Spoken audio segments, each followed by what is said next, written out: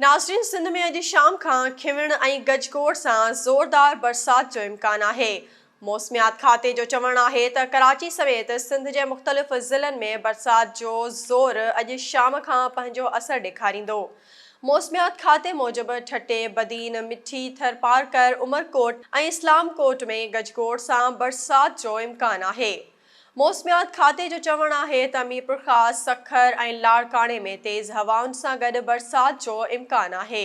मौसमियात जे माहिरनि मूजिबि कराची में 15 ऐं 16 जुलाई ताईं तेज़ बरसात जो इम्कान आहे।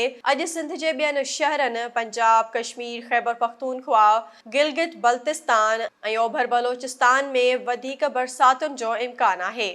मौसमियात खाते मूजिबि अॼु खां सिंध में तेज़ बरसातुनि जो सिलसिलो शुरू थी वेंदो, जेको 18 जुलाई ताईं जारी रहंदो।